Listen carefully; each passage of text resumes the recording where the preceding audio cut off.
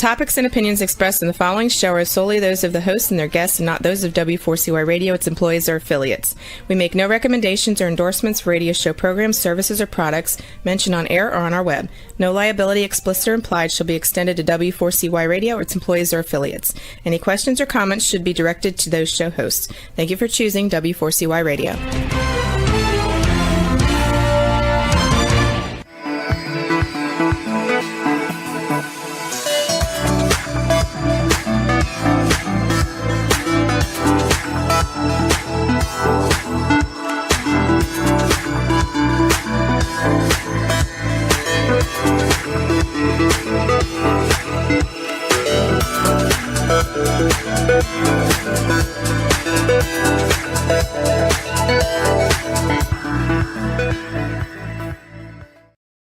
Hello and welcome to It's Your Voice, the show that hosts enriching conversations in diversity.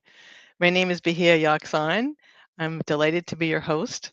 I'm a diversity educator and a core alignment coach, which means I train and coach people in identifying patterns of behavior that they want to change, and they approach me to help them basically train their own brains, identify what habits are catching them up, not serving them well, not serving other people as well, and better yet, cultivating new patterns that can become their main pathway.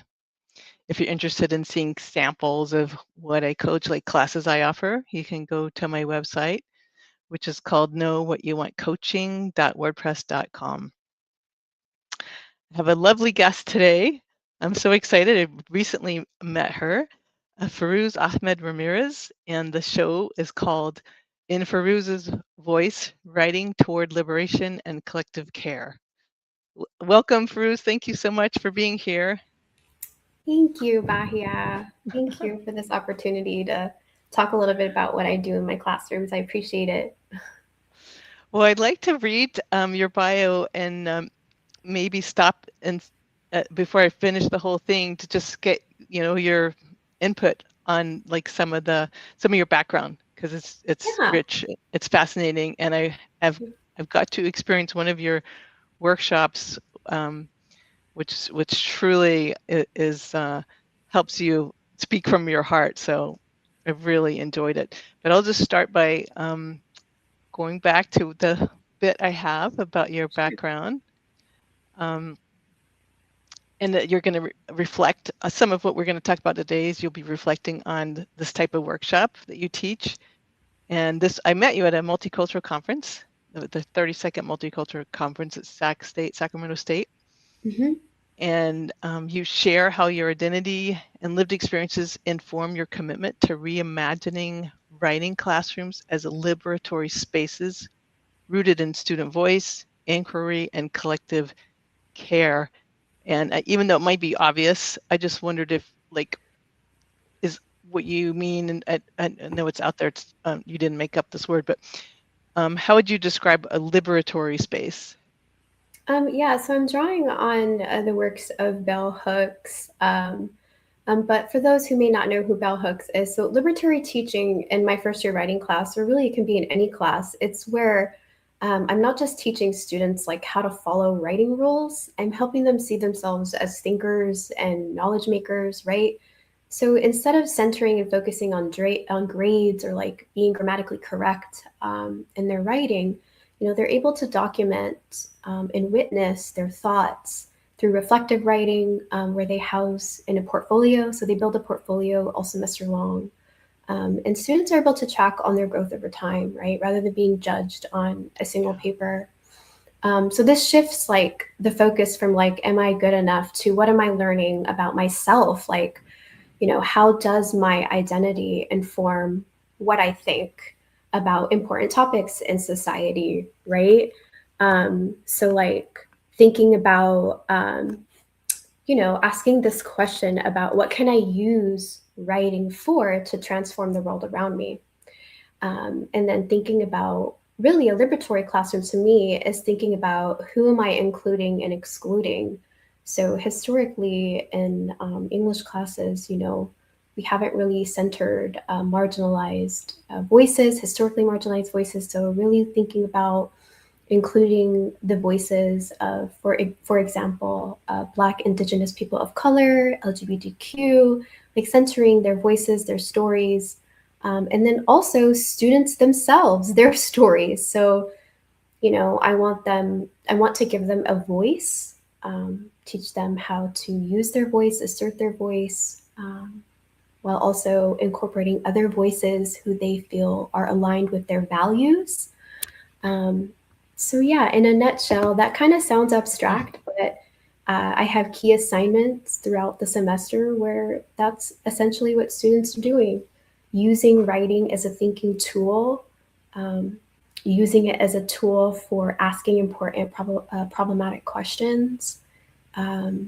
Yeah, so is that a good start? Oh, it's a great start. And it's, yeah, I want to read more because, no, that's a great start. And I already feel like the transformative quality of that. Like, imagine if everybody had a class where the teacher wasn't judging whether or not you matched standard mainstream Eurocentric rules, but it was about like your experience, your voice, like your family, your background, your history. Like, imagine how different the world would be. Yeah, and I think what all of us still to this day, it doesn't matter whether you're a teenager or an adult, like learning how to express yourself clearly is difficult. So giving them or creating a classroom, whether it's online or in person, creating a space to where they can learn how to express themselves more fully and clearly, like it's a skill that takes practice, right? And so I want to do it in a way that builds confidence around, you know, their lived experiences and the topics that mean something to them or that's important to them. And so it's important to think about, I think, always getting student feedback and, staying fresh that way. Like I always say, my students keep me fresh, young, just like my kids keep me young. Right. But yeah. I like that. Mm-hmm. Staying fresh. So again, I want to read a little bit more and then you add whatever you want. Sure. Because I love this. Like, at the heart of this work is the Solidarity Project, where students draw on personal, family, and community stories to challenge dominant narratives and create space for voices that are often ignored, excluded, or misrepresented. The project centers lived experience and community knowledge as meaningful sources of understanding, grounded in commitments to ethical storytelling, cultural respect, integrity, and accountability to historically marginalized communities. Yeah. So let's back up and unpack that. So if you can recall during our the introduction of my workshop presentation, and I'm going to make sure I say that, presenting alongside me was Robert Brown, and Lisa Orr was supposed to be there. These are Robert Brown and Lisa Orr, returning community college students, and I wanted to center their solidarity project to show in practice what it means to build a counter community of care, and to create knowledge that is accountable to students' communities. So because I believe if education is supposed to be a practice of freedom, right, then it needs to be translated and accountable to meet the needs of students' communities. So rather than telling students to write for an academic journal article or to submit to an academic journal article, let's engage in a community-based project where we can identify the needs of our community, represent the voices of our community with care, with integrity, and then say, here's a problem, and bring it to the table, to the stakeholders, to those who have more power, who maybe can take this issue seriously, especially when it comes to like thinking about, policies that don't serve, and still to this day don't serve the needs of our historically marginalized communities. So what I said in the beginning where I said, writing to liberate pedagogy needs to be accountable to our students, right? Locally into their communities. And so they should be the ones taking charge, and we should be their supporters, right? So I would argue and say, I'm enacting solidarity in my class as an educator when I am trying to use the little bit of power that I have, right? Because professors have authority and power, although I would say I'm very low on the totem pole. I don't have any institutional authority. I'm just a adjunct. But I enact solidarity by really thinking about how to create a space for my students and give them the necessary tools to liberate themselves in their community, right? Not in a let me save you way, right? But giving them the platform and the agency to, take charge of their learning and talk about the things that really matter to them. That is such a shift. Huh? That is such a shift from traditional education. Thank you. I'll take that as a compliment. Oh, totally. Oh, totally a compliment. Like the whole part of like making it really relevant. Like who wouldn't enjoy writing or reading about something that's relevant to you, right? Rather than, I mean, other people's histories are fascinating, but if it's this kind of the same storyline that we've heard year after year, just increasing compilation, after a while, you just really want. Yeah, and I'm not gonna lie, like, or not be transparent about, this is something that all educators are thinking about. How do you keep students engaged in their learning? Well, you really have to think about the student. You have to be student-centered and, ask them. I always try to incorporate students' perspectives, feedback about my teaching, and I have check-ins with them, like free write, like mental health check-ins, what's going well, what's not going well. So this is a way that it also helps me stay fresh, I like to say, and like, in tune with students' needs. And it's a really, really tough time right now. Just, in education, and this semester enrollment was low. And so how can this meaningful work that students do in my class, go towards their final grade? Because I often find this kind of conflation, right? Where institutional student learning outcomes say, this is what students need to do before they pass on to the next class, right? They need to have 5,000 words written.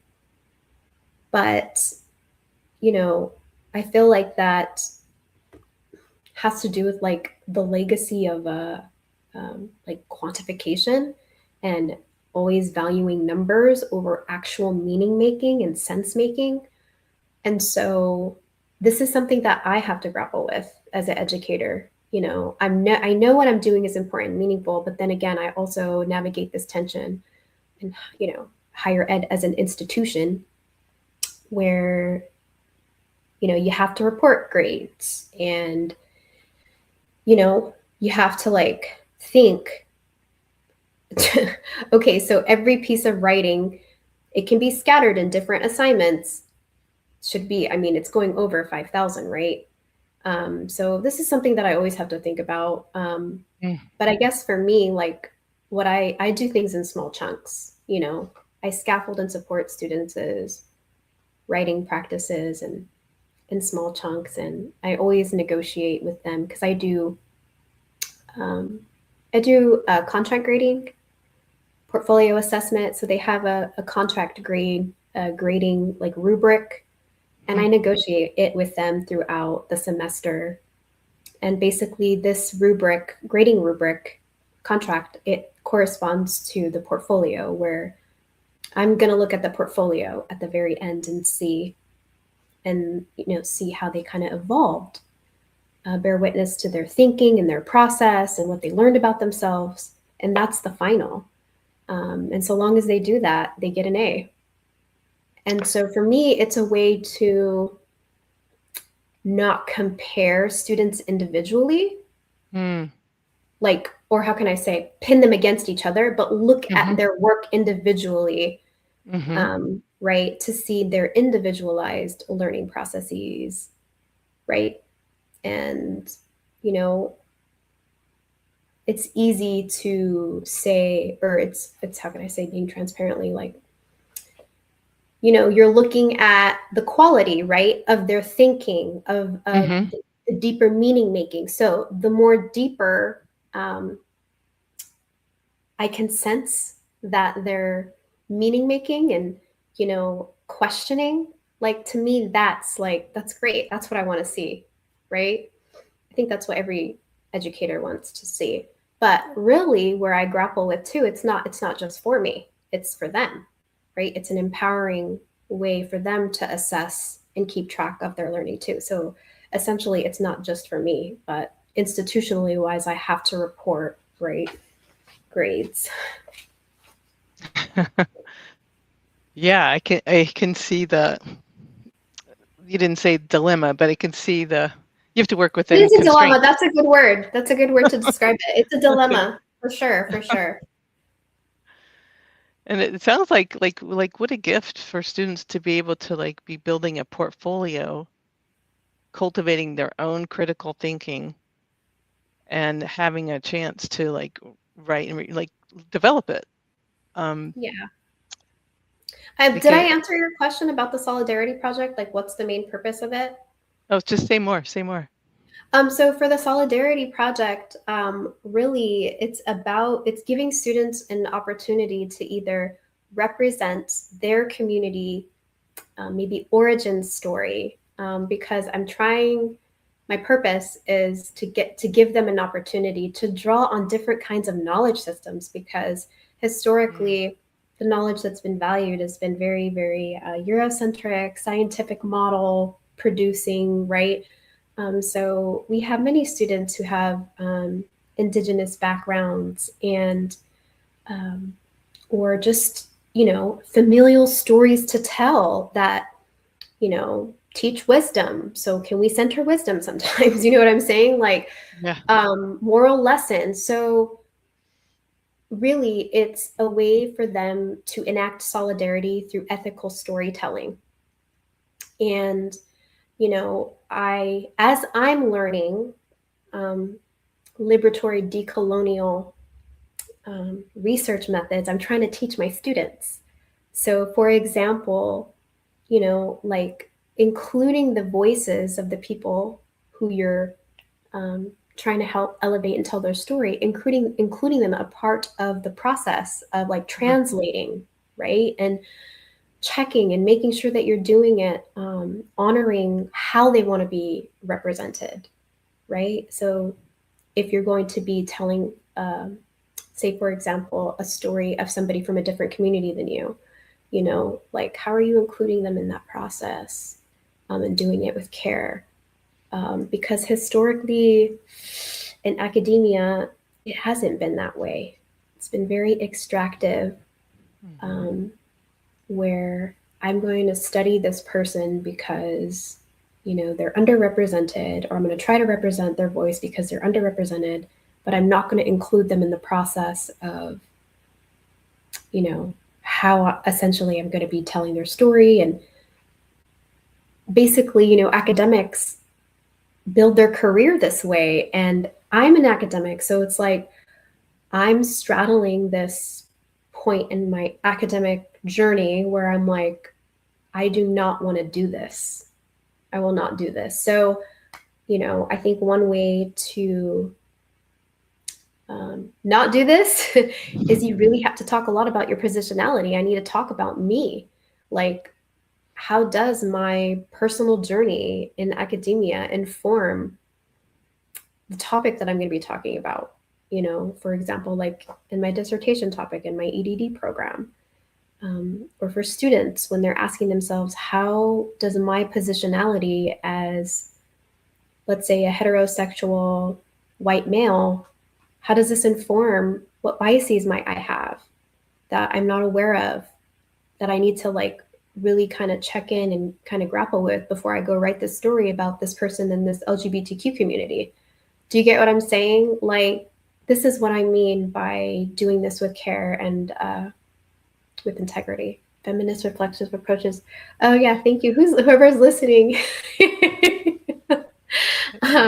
Trash. But yeah, so hopefully that answers your question. And well, oh yeah, I mean, no, it's everything you're saying is adding more. During our talk, I talked a lot. During the workshop talk, I talked a lot about just the steps that we took, right, to kind of get students to think about, why is this important, or like, why is it important to check our cognitive and confirmation bias? Because we all have cognitive and confirmation bias. Like, we are biologically wired to think in binary terms. If you study the brain, I can't say the words because they're very hard to pronunciate. I do this every semester. This part of the brain is very, very emotional. This part of the brain thinks logically. It's not to say that we shouldn't value the emotional side of our brain. We should, but we need to recognize the limitations and how it may interfere with really having a clearer picture and idea of where we might be holding on to a strongly held belief that might make me come off as like racist or, you know, homophobe. You know what I'm saying? Like, I try to do this with care so that, because some students it's easier for them to understand this, whereas some it's harder, you know? So yeah. Well, we're all conditioned. I mean, there are layers and layers and layers and layers of incidents and media, and then the curriculum, the standard training that teaches us biases too. We learn them, and that's part of. Did you say we're schooled? Yeah. I said we learn how to. Oh yeah. Be, right. Yeah. Like so in my personal blog, I write a lot about this. Actually, I presented at a conference last year online, the Cal OER conference, and I talked about how we, you know, are all socially and academically conditioned to not see the value of oral storytelling. And there's academic social conditioning of, you know, looking at certain kinds of teaching practices as more legitimate and academic versus others. Like, Definitely. You know what I'm saying? So yeah, so I talk about this in my blog, and, you know, I think that it's important to recognize and to kind of, all of us academics should grapple with that. Definitely. I think that would be, it helps anyone. The more clear I am about myself and my biases, the better our conversation can be. Cultural studies scholar, thank you for your comments. Thank you for your positive feedback. I didn't know that I would be reading people's comments. Do you include your subjects in the writing process itself? So well, first I just want to kindly point out that I would not consider and I haven't conducted my actual study yet, but I would not call my, I guess you could say, participants as subjects. I would call them co-conspirators because I'm including them in the process of knowledge creation. And I would probably want to frame it in a way where I'm saying, this is a collective study, right? So it's not just about, if I was, right, you know, say, for example, doing a case study, and it's not just going to be about me, I would say co-conspirator I would not say subject. Thank you for your question. That's a nice reframing too. Well, can you share more about like your own, like you care deeply and you put a tremendous amount of effort into helping individuals understand and appreciate and value their own background and heritage and everything that's helped make them them. Can you share more about your own, whatever you want to share, your own positionality and also that like that's sort of like your position in the context of society, right? Positionality. Yeah. So I'm first generation Yemeni Arab American. I was the first in my family to marry outside my race, culture, religion. So I definitely know what it's like to navigate the in between of you belong and you don't belong, or both sides, like from my culture and family, and then in academia, because I got my BA in anthropology. I have my master's in teaching English to speakers of other languages, plus a college composition certificate. So, and yeah, so this is all definitely informed why I put so much care into designing classrooms where everyone feels included. Mm-hmm. And I think it really starts with building community from the very, very beginning. And, I guess you could say personal wise, and, when I was a kid in school, I never saw anything on Yemen, never read anything about Yemen. And, Arabs are talked about and generalized, they're kind of grouped together. And so this will also be another focus of my dissertation. I'm going to be talking about Arab American, or just Arabs in general, invisibility and Arab American invisibility. For most of my life, I had to identify as white. It wasn't just until recently, the works of Dr. Nadine Nabed, she's contributed a lot to the policies to challenge and to include MENA as so for those who don't know, MENA stands for Middle Eastern North African descent, to be able to identify where you're from. And then there's also debates too about that term, whether to do MENA or SWANA, Southwest. Yeah, so that whole, and then, or can we just say Arab American, right? Because, what it means to be Arab American, there's so many nuances there, I'm Arab,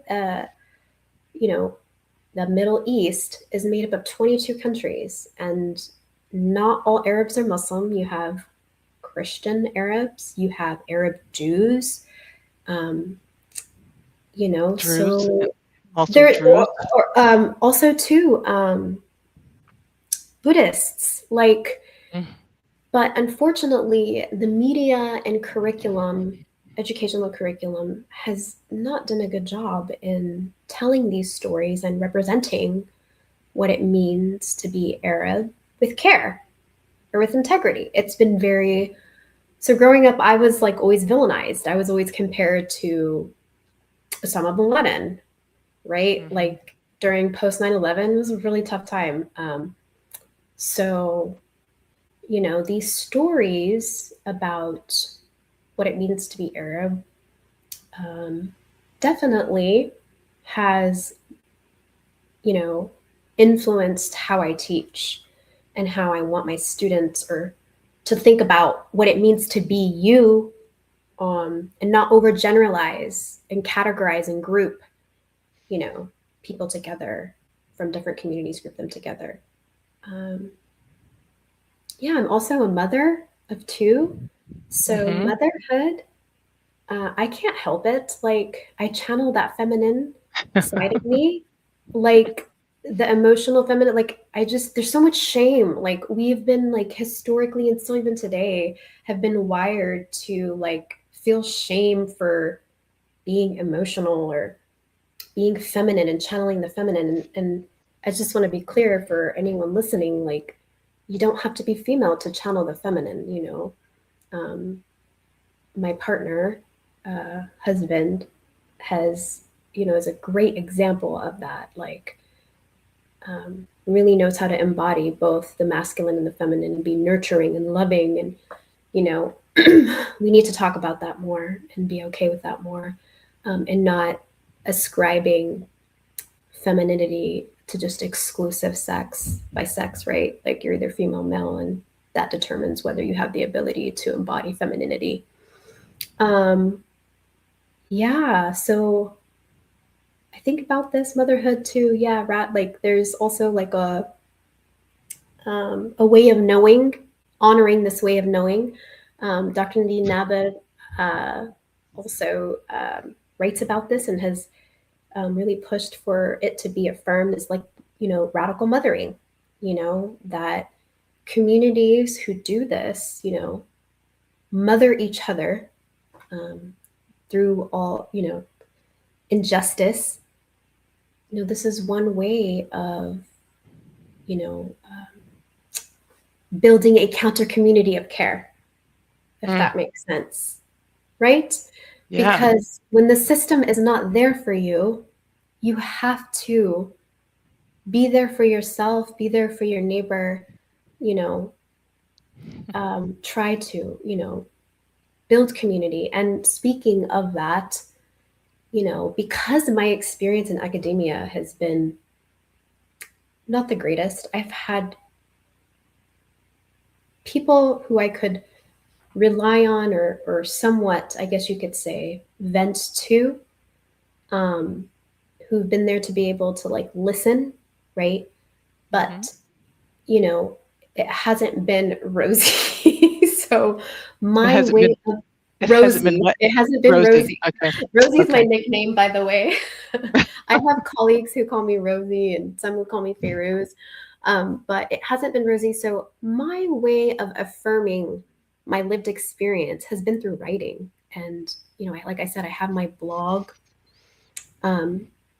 And also what has helped me, because, you know, I had a point in my journey where it was just very, very lonely. And so after having a bad experience with a faculty evaluation, I joined professional development communities where, you know, the focus was on enacting anti-racism teaching practices. In addition, I've also joined the Los Rios Faculty for Justice in Palestine. Like these, like counter communities of care, I'm calling them counter communities of care, that exist, help, really do help, and ease a little bit of, you know, yeah, counteract the experiences of navigating higher ed as a underrepresented scholar. Because another thing I'm noticing as well as I'm engaging in the literature is there's nothing on Arab American women.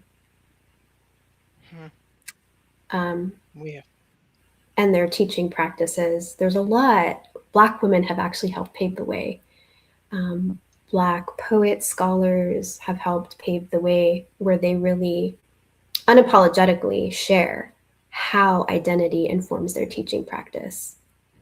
And so I'm building off of their works to kind of help situate my own. And so, yeah, I feel like I kind of went off a little bit. No, that's beautiful.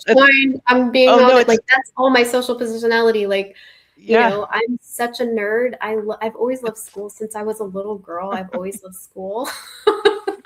Well, it helps fill out the picture and of like why you care so much from your perspective, how it has evolved, and being a part of a community that has been invisible, how writing and finding any writing that validates your experience. Thanks for the comments. Important gap to fill. I agree to the listener. Thank you. Just validating our existence, because if it's not in the literature that's put in front of us through education, or if, you know, if someone hands you a book that a story that you can connect to, it just can just change how you feel about yourself, how you see yourself, how you validate yourself, your family, Mm-hmm. and those around you. So thank you for that. I love the way you filled out the different parts of your positionality. Thank you. Really. No, and I will. It's so crazy because it's going full circle now. Because and here's the thing, like,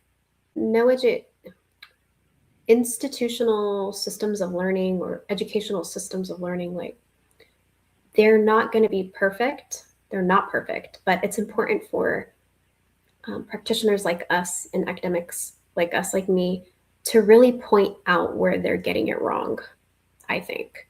It's very important. And I feel like this is kind of like a liberatory. I've even told my husband this. Like, this is like a way for it to set myself free. It's like, it's liberating. It's liberating. Even the act of writing about my experiences in my blog is liberating. And so there you go. There's your concrete example from my own positionality. And I just can't wait to continue, filling in the gaps. Well, we're not done yet, but just for go ahead. I just want to see right now, if you want to let people know how they can find your blog, and then we'll how do people find your blog? It's unlisted, but so y'all, I use my resources that are available to me. If any of you have ever heard of Google Sites, I've been building and refining my Google Sites. It's free. What I can do, Bahia, is I can always share it with you, and then you can share it. Possibly we can attach it, the link in here. Is there a way for me to share it here? You could put it in the chat, and then our where is the chat, by the way? In the bottom right corner, and then if our sound engineer Rebel can squeeze it in. Oh, so I just have to put join chat. She can type it, and it can possibly be streaming in the banner if she can, if Rebel has time to do that. Is it private chat or group chat? It's there it is. Chat. Yeah. Okay, I see it now. Okay, let me grab my chat with everyone in the studio. Okay, I'm going to copy. Rebel's really good at making banners very quickly. Thank you, All right, Rebel. There you go. There I am. Can you see it? Well, she'll produce something in a minute. Oh, okay. But yeah, there's my it's sites google.com view teaching portfolio. Okay. Yeah, so it started off as like a teaching portfolio. I started it back in 2020 because I wanted to kind of move beyond this abstract talk. See it streaming now. The banner. Oh, Thank you, Rebel. Okay, I see it. Anyone watching? Okay, Fairuze, yeah. I'm glad I'm able to honor both names. So my FAR, Fairuze Ahmed Ramirez Rosie, the nickname my dad gave me. Sweet. But yeah, no, I started this blog back in 2020 when I wanted to start keeping track and showing, what it really means to enact like an anti-oppressive, socially just teaching practice. Because, I don't know if do you know Paulo Freire? Mm-hmm. Yeah, so, there's a lot of talk and mentioning of him, but I think there's this gap between like really explicitly enacting, his teaching practice, and then same goes for bell hooks, education as the practice of freedom, right? So thinking about how you can enact it as an embodied practice, that's something that I try to keep track and show concrete ways to do that in their classroom. And one thing I point out is it's one way, right? It's my way. educators should have the freedom to choose how they adapt, right? These teaching practices. But I think what's really important is to explicitly tackle and name, like, what does it mean to enact like anti-racist, or how do you do that, right? Or how do you explicitly design an assignment that's socially just? I guess that's what I meant. So Yeah. I think Not that's easy. more the framing. I feel like the Yeah. framing of that is more inviting, because I feel like people freak out when you say anti-racist, or like, you know what I mean? Yeah, I do. Believe me, I do. I've been working in diversity education for decades.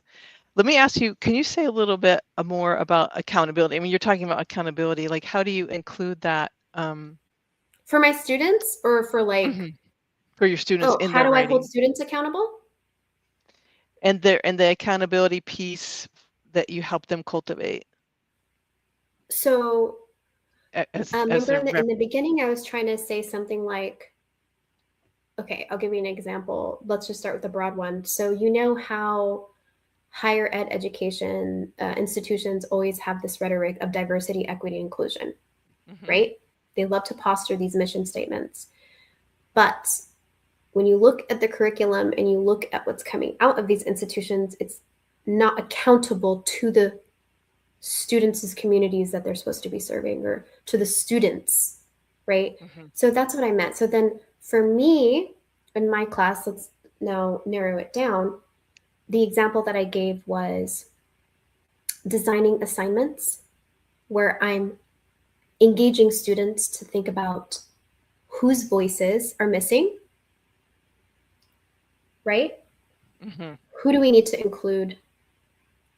How can we, how do you say, redesign? Like, so say, for example, if I had readings on Gloria Anzaldúa, Bell Hooks, James Baldwin, there's Black, Indigenous, people of color, LGBTQ, but let's say we had a discussion and I was like, but who's missing? Who's missing from these readings that we haven't centered? So for example, last semester, I did a video, YouTube, a Zoom recording of me walking through students how I felt like neurodivergent authors' voices are missing. Like, for example, I did some research and I found Mel Baggs, is a non-binary autistic writer, activist, who basically asserted herself through blogging, used blogging as a way to self-preserve and tell her story. And so, like, yeah, it needs to be ongoing. Like, you can't just say, okay, here's the reading list. Like, it should be ongoing. And as the instructor, I need to be a part of that process and starting that conversation, facilitating that conversation with students. If it's not, hey, who's on the reading list? That's what I mean by being accountable. Yeah. Then it's, okay, the projects that you're going to work on, this solidarity project, it's giving you an opportunity to enact solidarity. Because as I said in our workshop presentation, where I asked students to define, what does solidarity and integrity mean to you, right? And then they had to share their definition and comment on 2 classmates who enriched their definition of what solidarity means in action, right? And what does it mean to write and report with integrity? So this is a way that I hold students accountable, to be mindful, mindful. Mel Baggs, yes. Beautiful. Do you want to read that comment out? Bags describe themselves as cognitively disabled, physically disabled, chronically ill, developmentally disabled, and psychiatrically disabled. But what I loved about her blog, some of the writings, and she's passed, may her soul rest in peace. But when I was looking at her, I was like, wow, this sounds a lot like what I'm trying to say, but in a different lens, through a different lens, saying that, systems were not designed to think about neurodivergent, disabled students, right? Autistic Definitely not. students. Mm-hmm. Yeah. I have a student in my class who expresses himself better, responds to prompts better by holding his phone and speaking to it and recording. And that's one way to think about an inclusive, accessible way to assess learning. It shouldn't just be in one mode where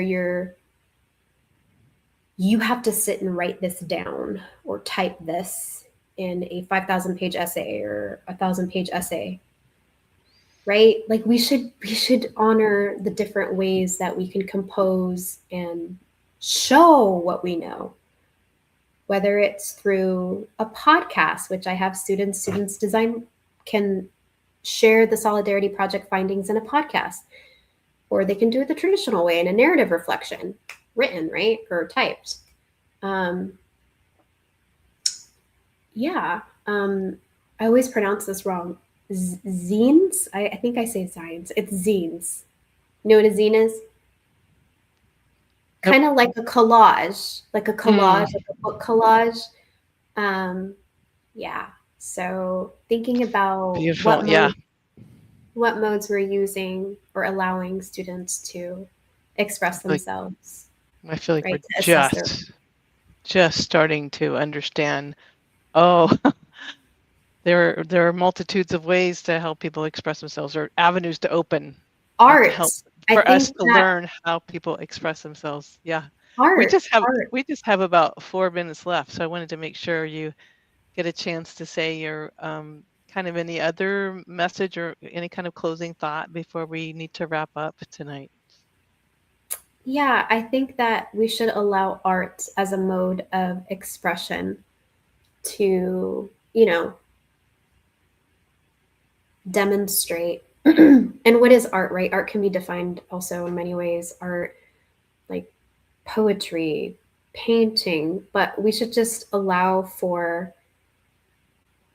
the meshing different modes of communication and composing to express how we're making meaning with a certain subject. It shouldn't just be relied on academic forms, the traditional academic forms. And I think all of us should think about how our identities inform our teaching practices and our beliefs about what does it mean to be competent in this subject.